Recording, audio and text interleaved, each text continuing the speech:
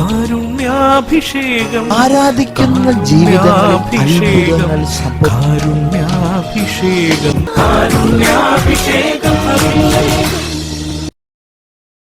ഈശോയിൽ ഏറ്റവും പ്രിയമുള്ളവരെ, ഏശയ്യാ 22-ാം അധ്യായം 22-ാമത്തെ തിരുവചനം, ദാവീദിൻ്റെ ഭവനത്തിൻ്റെ താക്കോൽ അവൻ്റെ തോളിൽ ഞാൻ വെച്ചു കൊടുക്കും. അവൻ തുറന്നാൽ ആരും അടയ്ക്കുകയോ അവൻ അടച്ചാൽ ആരും തുറക്കുകയില്ല.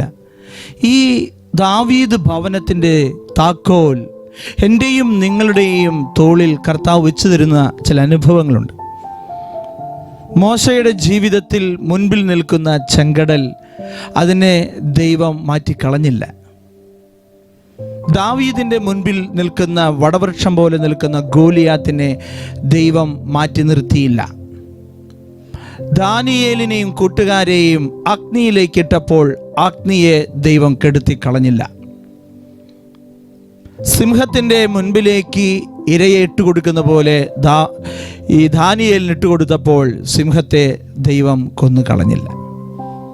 പലപ്പോഴും നമ്മൾ പ്രാർത്ഥിക്കുന്നത് നമ്മുടെ പ്രശ്നങ്ങളെല്ലാം ദൂരെ പോകണം, അതെല്ലാ പ്രതിസന്ധികളും ഇല്ലാതാകണമെന്നുള്ളതാണ്. പക്ഷെ ദൈവത്തിൻ്റെ ഒരു പ്രത്യേകമായ ഒരു ശൈലി, നമ്മുടെ പ്രതിബന്ധങ്ങളെ തരണം ചെയ്യുവാനുള്ള കരുത്ത് ദൈവം നമുക്ക് നൽകിക്കൊണ്ടാണ്.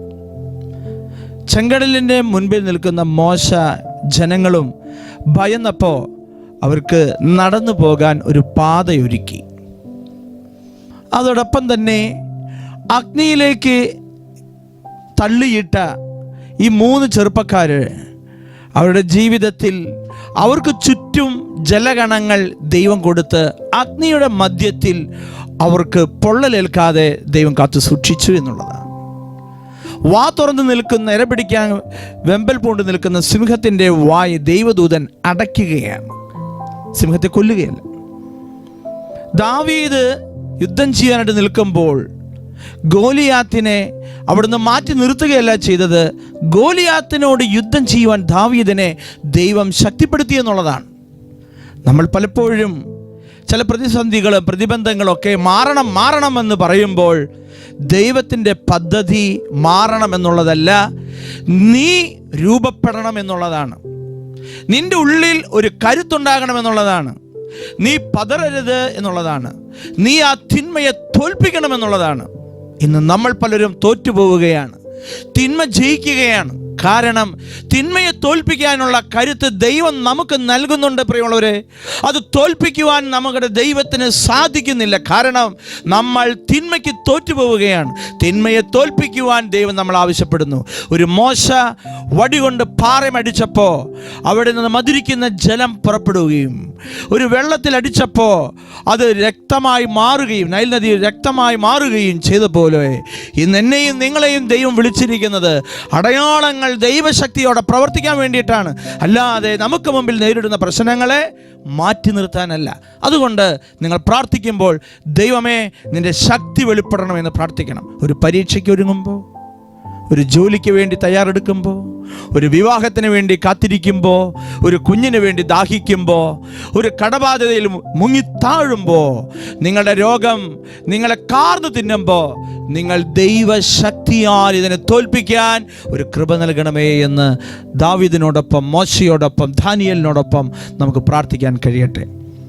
കർത്താവായ ഈശോയെ, ജീവിത പ്രതിസന്ധികളെ നേരിടുവാനുള്ള കരുത്ത് നൽകുന്ന ദൈവശക്തി കൊണ്ട് നിറയാൻ ഈ ദിവസം ഞങ്ങളെ ശക്തരാക്കണമെന്ന് അങ്ങയോട് ഞങ്ങൾ പ്രാർത്ഥിക്കുന്നു.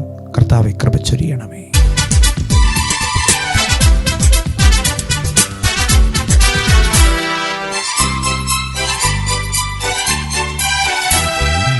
സ്വർഗത്തിനുടയവനേ, പാരിന്റെ പാലകനേ, അങ്ങേ നാമം പൂജിത നാമം, അവിടുത്തെ രാജ്യം വരേണം, അവിടുത്തെ രാജ്യം വരേണം. സ്വർഗത്തിനുടയവനേ, പാരിന്റെ പാലകനേ, അങ്ങേ നാമം പൂജിത നാമം. പരിശുദ്ധ പരമദിവ്യകാരുണ്യത്തിന് എന്നേരം ആരാധനയും സ്തുതിയും പുകഴ്ചയും ഉണ്ടായിരിക്കട്ടെ. പരിശുദ്ധ പരമദിവ്യകാരുണ്യത്തിന് എന്നേരം ആരാധനയും സ്തുതിയും പുകഴ്ചയും ഉണ്ടായിരിക്കട്ടെ. പരിശുദ്ധ പരമദിവ്യകാരുണ്യത്തിന് എന്നേരം ആരാധനയും സ്തുതിയും പുകഴ്ചയും ഉണ്ടായിരിക്കട്ടെ.